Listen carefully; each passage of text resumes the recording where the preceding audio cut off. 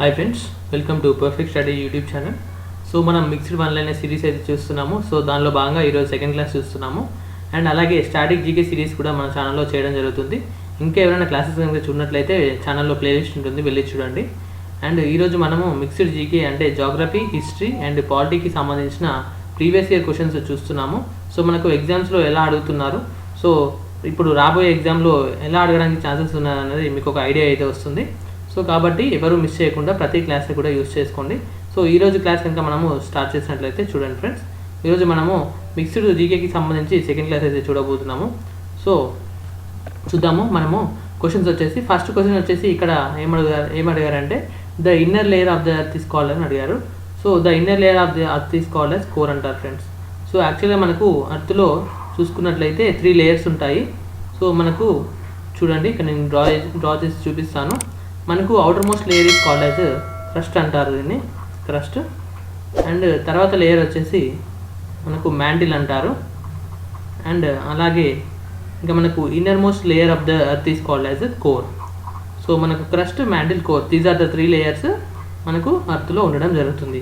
And వీటికి సంబంధించిన మిగతా క్వశ్చన్స్ ఏమడుగుతారంటే చూడండి, మనకు క్రస్ట్లో ఎలాంటి మెటల్స్ దొరుకుతాయని అడుగుతారు. So crust is mainly composed of 2 metals, Sial అంటారు. చూడండి, సియాల్ అంటే సిలికాన్ అండ్ అల్యూమినియం. మరి మ్యాంటిల్లో కనుక చూసుకున్నట్టయితే సీమా అంటే చూడండి silicon and magnesium. Okay. And అలాగే మనకు కోర్లో కనుక చూసుకున్నట్లయితే నిఫే ఉంటుంది ఫ్రెండ్స్. నిఫే అంటే nickel and iron. So these are the different types of metals that are available in the crust, core and mantle of the earth. ఇంకా next question చూద్దాం friends. Next question వచ్చేసి మనకు difference between actually ఇక్కడ చూడండి, ఇక్కడ difference between 2 latitudes friends. ఇది ఇక్కడ మనకు టైపింగ్ మిస్ అయింది, చూడండి. డిఫరెన్స్ బిట్వీన్, నేను రాసి చూపిస్తాను. Difference between 2 latitudes is approximately how much distance అని అడుగుతున్నారు, చూడండి. So difference between distance between 2 latitudes అంటే మనకు చూడండి 111 కిలోమీటర్స్ ఉంటుంది ఫ్రెండ్స్, 111 కిలోమీటర్స్. సో ఇది మీకు జాగ్రఫీ రిలేటెడ్ మీకు అడగడం జరుగుతుంది. అండ్ మనకు టోటల్ నంబర్ ఆఫ్ ప్యారలల్, మనకు లాటిట్యూడ్స్ అంటే ఇలా ఉంటాయి కదా. So these are the lines which are parallel to the equator. Suppose ఈ మిడిల్ లైన్ మనకు ఈక్వేటర్ అనుకుంటే ఈ 2 అనేవి మనకు ప్యారలల్గా ఉంటాయి. సో ఇలా మనకు parallel lines which are drawn on the earth which are parallel to the equator called as latitudes అంటారు. వీటిని లాటిట్యూడ్స్ అంటారు, లాటిట్యూడ్స్. అండ్ మనకు ఇంకా ఇలాగా ఉండే లైన్స్ మాత్రము, ఈ వర్టికల్గా ఉండే లైన్స్ ఏమంటారు, లాంగిట్యూడ్స్ అంటారు. ఓకేనా. చూడండి, ఇప్పుడు మనకి ఇంకా మిగతా క్వశ్చన్స్ ఎలా అడుగుతారంటే ఎగ్జామ్లో total number of parallel lines అంటే టోటల్ నెంబర్ ఆఫ్ లాటిట్యూడ్స్ ఎన్ని అని అడుగుతారు. మనకు టోటల్ నెంబర్ ఆఫ్ లాటిట్యూడ్స్ వచ్చేసి 181 ఉంటాయి ఫ్రెండ్స్. టోటల్గా 181 లాటిట్యూడ్స్ ఉంటాయి. అండ్ మీకు మిగతా క్వశ్చన్స్ ఇంకా ఎలా ఉంటాయి అంటే చూడండి. అండ్ మీకు tropic of cancer, tropic of capricorn అంటే ఏంటో తెలిసి ఉండాలి. మనకు 23.5 degree north is called as tropic of cancer అంటారు ఫ్రెండ్స్, ట్రాపిక్ ఆఫ్ క్యాన్సర్ అంటారు. అండ్ అలాగే ఇంకా 0 డిగ్రీ లాటిట్యూడ్ అయితే మీకు తెలిసి ఈక్వేటర్ అంటారు, దీన్ని ఈక్వేటర్ అంటారు. అండ్ 23.5 డిగ్రీ సౌత్ వచ్చేసి ట్రాపిక్ ఆఫ్ క్యాప్రికాన్ అంటారు, ట్రాపిక్ ఆఫ్ క్యాప్రికాన్. ఓకేనా. ఇంకా మనము చూద్దాము. ఇంకా మనకు మిగతాది ఆర్క్టిక్ సర్కిల్, అంటార్క్టిక్ సర్కిల్ అని కూడా అంటారు. సో అవి కూడా చూసేస్తే మీకు టాపిక్ అయితే క్లియర్గా మీకు కవర్ అయిపోతుంది. చూడండి, 62.5 డిగ్రీ నార్త్ వచ్చేసి మనకు ఏమంటారంటే ఆర్క్టిక్ సర్కిల్ అంటారు. అలాగే 66.5 డిగ్రీ సౌత్ వచ్చేసి మనకు అంటార్క్టిక్ సర్కిల్ అంటారు ఫ్రెండ్స్. ఎందుకంటే ఈ సౌత్లో ఉంటుంది కదా, చివరిగా ఉంటుంది, అండ్ దీన్ని అంటార్క్టిక్ సర్కిల్ అంటారు. ఓకేనా. ఓకే. ఇంకా 90 డిగ్రీస్ సౌత్ వచ్చేసి మనకు సౌత్ పోల్ అంటారు. అండ్ అలాగే మనకు టాప్లో ఇంకా నార్త్ పోల్ ఉంటుంది. ఓకేనా. ఓకే ఫ్రెండ్స్, ఇంకా నెక్స్ట్ క్వశ్చన్ చూద్దాము. సో నెక్స్ట్ క్వశ్చన్ చూడండి, the maximum distance from the sun to the planet is called అని అంటున్నారు. చూడండి, మనకు మ్యాక్సిమం డిస్టెన్స్ సన్ నుంచి, ఇప్పుడు సపోజ్ ఈ సన్ అనుకోండి. So this is sun and ఇవి మనకు ప్లానెట్ అనుకోండి, this is the planet. So మనకు వీటికి మధ్యలో డిస్టెన్స్ మ్యాక్సిమం కనుక డిస్టెన్స్ ఉంటే దీన్ని ఏమంటారు అంటున్నారు ఫ్రెండ్స్. మ్యాక్సిమం డిస్టెన్స్ ఉంటే దీన్ని ఏమంటారంటే చూడండి, దీన్ని ఏమంటారంటే అపహీలియాన్ అంటారు. ఏమంటారు ఫ్రెండ్స్? అపహీలియాన్ అంటారు. అపహీలియాన్ అంటారు. ఓకేనా? అండ్ మనకు మినిమం డిస్టెన్స్ కనుక ఉన్నట్లయితే దాన్ని ఏమంటారు? మినిమం డిస్టెన్స్ కనుక ఉంటే దాన్ని ఏమంటారంటే దాన్ని పెరిహీలియాన్ అంటారు. పెరిహీలియాన్ అంటారు. పెరిహీలియాన్ అంటారు. ఓకేనా ఫ్రెండ్స్? అండ్ మీకు ఇంకా మిగతా క్వశ్చన్స్ ఎలా అడుగుతారంటే చూడండి, ఇప్పుడు మనం అర్త్ అండ్ ఇప్పుడు ప్లానెట్ అండ్ సన్ గురించి చూసాం కదా, అలాగే మనకు సన్ అండ్ మనకు ప్లానెట్స్ అండ్ అర్త్కి అంటే ప్లానెట్ అండ్ శాటిలైట్స్కి మధ్యలో డిస్టెన్స్ ఏంటని అడుగుతారు ఫ్రెండ్స్. సో మనకు మ్యాక్సిమం డిస్టెన్స్ బిట్వీన్ ఒక ప్లానెట్కి ఇంకొక శాటిలైట్కి ఎంత అని అడుగుతారు, అంటే దాన్ని ఏమంటారు అని అడుగుతారు. So maximum distance between planet and satellite దాన్ని ఏమంటారంటే చూడండి, మ్యాక్సిమం డిస్టెన్స్ వచ్చేసి అపోజీ అంటారు. అండ్ మనకు అలాగే minimum distance between A planet and satellite దాన్ని ఏమంటారంటే పెరిజీ అంటారు. ఏమంటారు ఫ్రెండ్స్? పెరిజీ అంటారు. సో ఇలా మీకు డిఫరెంట్ డిస్టెన్సెస్కి సంబంధించిన క్వశ్చన్స్ అయితే ఫ్రేమ్ చేయడం జరుగుతుంది. అండ్ ఈ ప్రీవియస్ ఇయర్ ఎగ్జామ్స్లో కూడా ఆల్రెడీ అడిగారు. సో కాబట్టి జాగ్రత్తగా చూసుకోండి. నెక్స్ట్ క్వశ్చన్ వచ్చేసి చూడండి, the ozone layer protect us from అన్నారు. ఓజోన్ లేయర్ మనను దేని నుంచి ప్రొటెక్ట్ చేస్తుంది అని అడుగుతున్నారు ఫ్రెండ్స్. ఓజోన్ లేయర్ అనేది మనను దేని నుంచి ప్రొటెక్ట్ చేస్తుంది అని అడుగుతున్నారు. సో కాబట్టి మనకు ఆన్సర్ ఇక్కడ ఏమవుతుంది ఫ్రెండ్స్? మనకు ఆన్సర్ వచ్చేసి ఓజోన్ లేయర్ దేని నుంచి ప్రొటెక్ట్ చేస్తుంది? యూవీ రేస్ నుంచి ప్రొటెక్ట్ చేస్తుంది. సో కాబట్టి అల్ట్రా వైలెంట్ రేస్ అంటారు కదా. సో యూవీ రేస్ అంటే అల్ట్రా వైలెంట్ రేస్ ఓకేనా? Ultra violent rays. సో మనకు ఈ ఓజోన్ లేయర్ అనేది ఎక్కడ ఉంటుంది? సో ఓజోన్ లేయర్ అనేది మనకు యాక్చువల్లీ 5 లేయర్స్ ఉన్నాయి కదా ఫ్రెండ్స్. మనకు ఈ సపోజ్ ఇది అర్త్ అనుకోండి, అర్త్ నుంచి మనకు 5 లేయర్స్ ఉంటాయి. 1 2 3 4 5. చూడండి, ఫస్ట్ వన్ వచ్చేసి ఈ ట్రోపోస్ఫియర్, తర్వాత స్ట్రాటోస్ఫియర్, తర్వాత మీజోస్ఫియర్, తర్వాత ఐనోస్ఫియర్, తర్వాత ఎగ్జోస్ఫియర్. సో ఇలా మనకు 5 డిఫరెంట్ లేయర్స్ అనేది ఉండడం జరుగుతుంది. మనకు ఈ స్ట్రాటోస్ఫియర్లో ఓజోన్ అనేది ఉంటుంది ఫ్రెండ్స్. అంటే ఓజోన్ లేయర్ అనేది మనకు స్ట్రాటోస్ఫియర్లో ఉండడం జరుగుతుంది.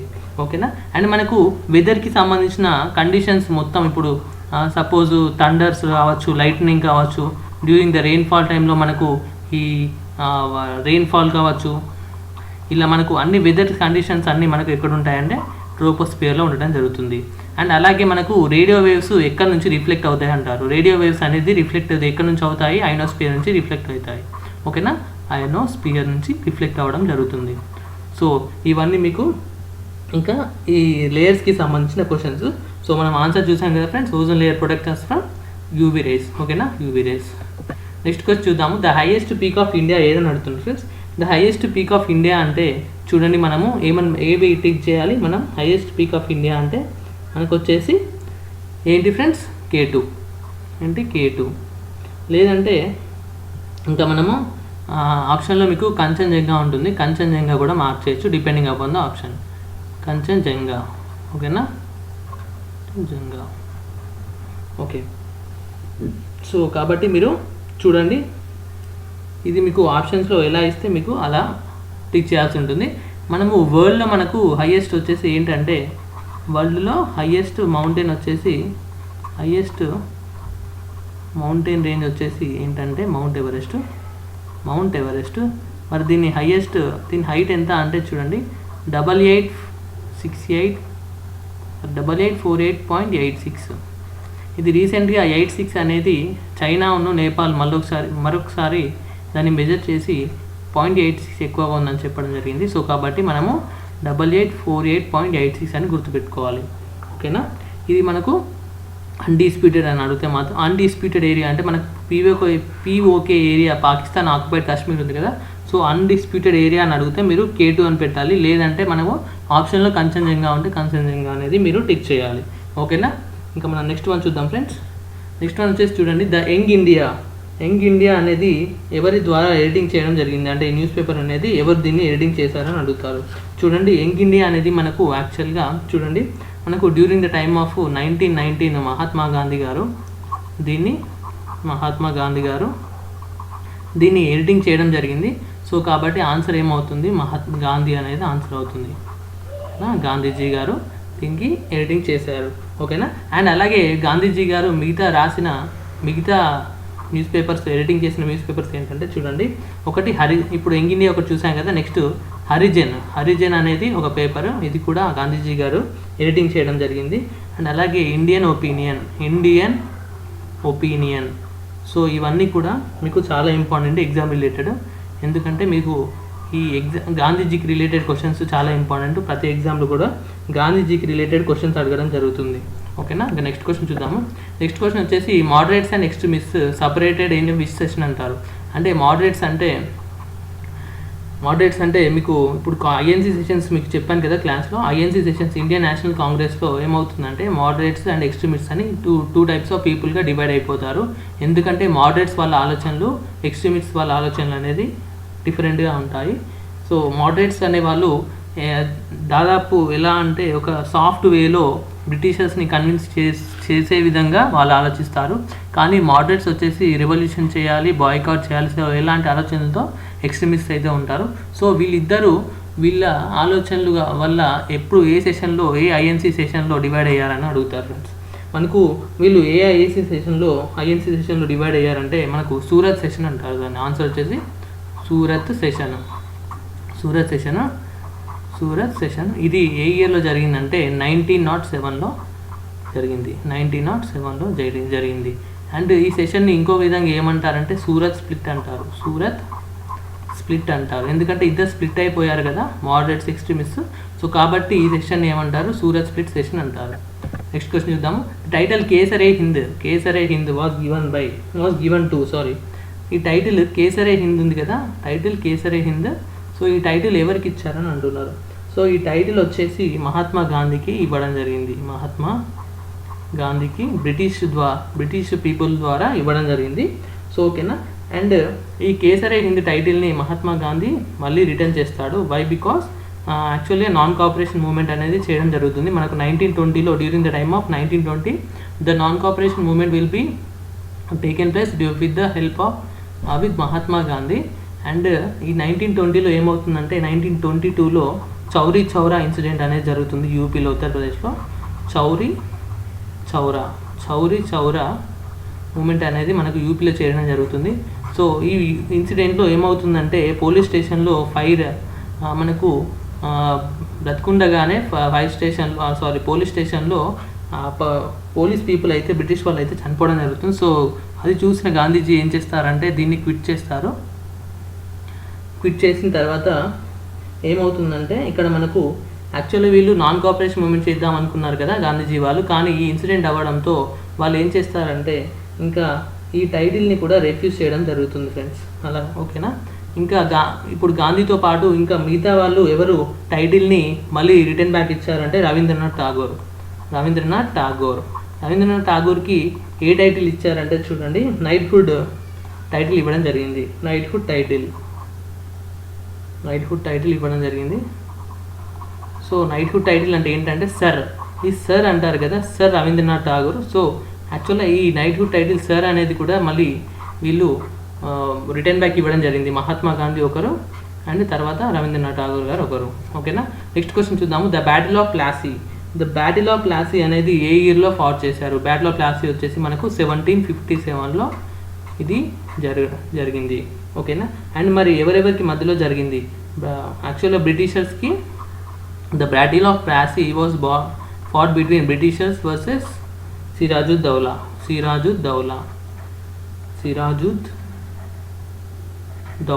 ఓకేనా. సో మనకు బ్రిటిష్ తరఫున ఎవరున్నారంటే చూడండి, Robert Clive is the head from the British side. And మనకు ఇంకా బెంగాల్ సైడ్ నుంచి సిరాజుద్దౌలా ఉన్నారు. సో వీళ్ళిద్దరి మధ్యలో బ్యాటిల్ ఆఫ్ ప్లాసీ అయితే చేయడం జరిగింది. ఓకే. నెక్స్ట్ వన్ చూద్దాం. Who started railway in India? మనకు ఇండియాలో రైల్వే అనేది ఎవరు స్టార్ట్ చేశారంటారు? So which British person started railway in India? Railways అనేది మనకు ఎవరు స్టార్ట్ చేశారంటే లార్డ్ డల్హౌజీ అనే పర్సన్ మనకు 1853లో స్టార్ట్ చేయడం జరిగింది. ఇప్పుడు గుర్తే ఉంటుంది కదా, మీకు గుర్తుంది కదా, 18th April 1853. ఈ డేట్ అనేది చాలా ఇంపార్టెంట్, ఎందుకంటే ఇదే టైంలో మనకు ఫస్ట్ ప్యాసింజర్ ట్రైన్ అనేది స్టార్ట్ చేయడం జరిగింది. సో దీని లెంత్ వచ్చేసి 34 కిలోమీటర్స్. అండ్ ఏ ప్లేసెస్ మధ్యలో ఈ ట్రైన్ అనేది స్టార్ట్ చేశారంటే ముంబై టు థానే, ముంబై నుంచి థానే వరకు స్టార్ట్ చేయడం జరిగింది. ఓకేనా ఫ్రెండ్స్? ఓకే, నెక్స్ట్ క్వశ్చన్ చూద్దాము. How many subjects are there in union list అన్నారు ఫ్రెండ్స్. సో మనం చూద్దాము. ఇప్పుడు యాక్చువల్గా మనకు గవర్నమెంట్ ఆఫ్ ఇండియా ప్రకారము మనకు 3 లిస్ట్ అయితే ఉంటాయి. మనకు ఆ 3 లిస్ట్ ఏంటంటే ఈ 7th షెడ్యూల్లో మెన్షన్ చేయడం జరిగింది. 7th షెడ్యూల్లో యాక్చువల్గా మనకు 3 లిస్ట్స్ ఉంటాయి. ఆ 3 లిస్ట్ ఏంటంటే చూడండి, యూనియన్ లిస్ట్ ఒకటి, అండ్ సెకండ్ వన్ వచ్చేసి స్టేట్ లిస్ట్ ఒకటి, అండ్ అలాగే కాంకరెంట్ లిస్ట్ ఒకటి. సో మనకు ఈ 3 డిఫరెంట్ టైప్స్ ఆఫ్ లిస్ట్స్ అయితే మనకు 7th షెడ్యూల్లో మెన్షన్ చేయడం జరిగింది under the union government. So మనకు ఇక్కడ ఏమడుగుతున్నా అంటే how many subjects are there in the union list అని అడుగుతున్నారు. ఓకేనా? మనకు ఎన్ని ఉన్నాయని అడుగుతున్నారు. చూడండి ఎన్ని ఉన్నాయంటే మనకు టోటల్గా యాక్చువల్గా 97 ఉండేది స్టార్టింగ్ టైంలో, కానీ ఇప్పుడు మనకు అవి యూనియన్ లిస్ట్లో ఎన్ని ఉన్నాయి? 100 సబ్జెక్ట్స్ ఉన్నాయి ఫ్రెండ్స్. ఎన్ని ఉన్నాయి? 100 సబ్జెక్ట్స్ ఉన్నాయి. మరి స్టేట్ లిస్ట్లో ఎన్ని ఉన్నాయి? స్టేట్ లిస్ట్లో యూనియన్ లిస్ట్లో 100. స్టేట్ లిస్ట్లో కనుక మనం చూసుకున్నట్లయితే స్టేట్ లిస్ట్లో 61 సబ్జెక్ట్స్ ఉన్నాయి. అండ్ కాంకరెంట్ లిస్ట్లో మనం చూసుకున్నట్లయితే 52 సబ్జెక్ట్స్ ఉన్నాయి. 52 సబ్జెక్ట్స్ ఉన్నాయి ఫ్రెండ్స్. ఓకేనా? ఈ సబ్జెక్ట్స్ అంటే ఏంటంటే ఇప్పుడు ఎడ్యుకేషన్ కావచ్చు, లేదంటే పోలీస్ డిపార్ట్మెంట్ కావచ్చు, ఇంకా బ్యాంక్స్ కావచ్చు. సో ఇలాంటివన్నీ కూడా సబ్జెక్ట్స్ అంటారు. ఓకేనా ఫ్రెండ్స్? ఓకే, ఎడ్యుకేషన్ వచ్చేసి మనకు కాంకరెంట్ లిస్ట్లో ఉంది ఫ్రెండ్స్. ఎడ్యుకేషన్ వచ్చేసి మనకు కాంకరెంట్ లిస్ట్లో ఉంది. ఓకేనా? సో వీటిని సబ్జెక్ట్స్ అంటారు. నెక్స్ట్ క్వశ్చన్ చూద్దాము. Highest law officer of government of India. Government of India కింద పనిచేసే హైయెస్ట్ లా ఆఫీసర్ ఎవరంటే మనకు అటార్నీ జనరల్. ఎవరు? Attorney general. మరి అటార్నీ జనరల్కి సంబంధించిన ఆర్టికల్ ఎంత అంటే ఆర్టికల్ 76. మరి కమింగ్ టు ద స్టేట్ గవర్నమెంట్లో మనకు హైయెస్ట్ లా ఆఫీసర్ ఎవరంటే అడ్వకేట్ జనరల్ అనే పర్సన్ మనకు స్టేట్ గవర్నమెంట్లో హైయెస్ట్ లా ఆఫీసర్. ఓకేనా? ఓకే, నెక్స్ట్ క్వశ్చన్ చూద్దాం friends. Article related to ECI అంటే ఎలక్షన్ కమిషన్ ఆఫ్ ఇండియాకి రిలేటెడ్ ఆర్టికల్ అంటే మనకు 343. ఓకేనా? ఆర్టికల్ వచ్చేసి 343. ఓకే ఫ్రెండ్స్, మనము నెక్స్ట్ వన్ చూద్దాము. నెక్స్ట్ వన్ క్వశ్చన్ వచ్చేసి చూడండి. సారీ ఫ్రెండ్స్, ఇక్కడ ఇది ఆర్టికల్ మనకు చూడండి, ఎలక్షన్ కమిషన్ వచ్చేసి 343 కాదు, సారీ. సో మనకు ఆర్టికల్ వచ్చేసి ఏంటంటే 324 to 329 ఉంటుంది. ఎలక్షన్ కమిషన్ ఆఫ్ ఇండియా వచ్చేసి ఆర్టికల్ 324 to 329, అంటే ఆర్టికల్ 324 అని మార్క్ చేయాలి, కానీ యాక్చువల్గా 329 వరకు ఉంటాయి. మీకు ఎగ్జామ్లో ఆప్షన్ 324 అని ఇస్తారు. ఓకేనా? Okay. Head quarters of Amnesty international యొక్క హెడ్ క్వార్టర్స్ ఎక్కడ ఉందని అడుగుతారు. Amnesty of international head quarters వచ్చేసి మనకు లండన్లో ఉండడం జరుగుతుంది. లండన్ ఎక్కడ ఉంది? యూకే, యునైటెడ్ కింగ్డమ్లో ఉంది. ఓకేనా? ఇంకా నెక్స్ట్ వన్ చూద్దాం ఫ్రెండ్స్. నెక్స్ట్ వన్ వచ్చేసి last question. The president of India is removed by. President of India అసలు ఏ ప్రాసెస్ ద్వారా రిమూవ్ చేస్తారంటే దాన్ని ఏమంటారంటే ఆ ప్రాసెస్ని ఇంపీచ్మెంట్ అంటారు ఫ్రెండ్స్. ఇంపీచ్మెంట్ అంటారు. ఓకేనా? ఇది యాక్చువల్గా మనకు ఏ ఆర్టికల్లో డిస్కస్ చేశారంటే ఇంపీచ్మెంట్ అనేది మనకు కమ్స్ అండర్ ఆర్టికల్ నెంబర్ 61. ఓకేనా? 61లో మనకు ఇంపీచ్మెంట్ ఆఫ్ ప్రెసిడెంట్ అనేది మెన్షన్ చేయడం జరిగింది. అండ్ ఈ ఇంపీచ్మెంట్ ప్రాసెస్ని మనం ఎక్కడి నుంచి తీసుకున్నామంటే యూఎస్ఏ నుంచి తీసుకోవడం జరిగింది. ఎక్కడి నుంచి తీసుకున్నాం ఫ్రెండ్స్? యూఎస్ నుంచి తీసుకోవడం. అండ్ అలాగే 61st అమెండ్మెంట్ యాక్ట్ కూడా ఉంటుంది. 61st అమెండ్మెంట్ యాక్ట్కి ఇంకా 61 ఆర్టికల్ చాలామంది కన్ఫ్యూజ్ అవుతూ ఉంటారు. సో 61st అమెండ్మెంట్ యాక్ట్ ఏంటంటే ఓటింగ్ ఏజ్ ఉంది కదా, ఓటింగ్ ఏజ్ వచ్చేసి మనకు 21 years నుంచి 18 yearsకి రెడ్యూస్ చేయడం జరిగింది. సో ఇది వచ్చేసి మనకు 61st అమెండ్మెంట్ యాక్ట్ అనేది చెప్తుంది. ఓకేనా? సో ఫ్రెండ్స్, ఇక్కడ వరకు అయితే మనము ఈ సెకండ్ క్లాస్ అయితే చూసాము, mixed GK series, one liner సిరీస్కి సంబంధించి. సో ఇలాగే ప్రతి క్లాస్ కూడా యూజ్ చేసుకుంటూ ప్రీవియస్ ఇయర్లో ఎలాంటి క్వశ్చన్స్ వచ్చాయి, మనకు ఎలాంటి సబ్జెక్ట్స్ ఏ టాపిక్స్ నుంచి ఎక్కువగా అడిగారు, సో ఇలా మీరు ప్రతి ఒక్క ఇన్ఫర్మేషన్ తెలుసుకోవచ్చు. సో కాబట్టి ఏ క్లాస్ని కూడా మిస్ చేసుకోవచ్చు ఫ్రెండ్స్. సో ఇంకా ఎవరైనా సబ్స్క్రైబ్ చేసుకున్నట్లయితే కింద ఛానల్ని రెడ్ కలర్ సబ్స్క్రైబ్ బటన్ ఉంటుంది, దాన్ని క్లిక్ చేసి పక్కన బెల్ని క్లిక్ చేసి ఆల్ అని సెలెక్ట్ చేసుకోండి. సో దట్ నేను పెట్టే ప్రతి ఒక్క క్లాస్ వీడియో కూడా మీరు మిస్ అవ్వకుండా మీ ఫోన్లో నోటిఫికేషన్ లాగా వస్తూ ఉంటుంది. అలాగే మీ ఫ్రెండ్స్ ఇంకా సోషల్ మీడియాలో షేర్ చేయండి ఫ్రెండ్స్. అండ్ వీడియో కనుక నచ్చినట్లయితే వీడియోని లైక్ చేయండి. ఇంకా కింద కామెంట్ సెక్షన్లో మీకు ఏమైనా డౌట్స్ ఉంటే కామెంట్ చేయండి ఫ్రెండ్స్. ఓకేనా? So that's all for this class friends. Thank you friends. Have a nice day.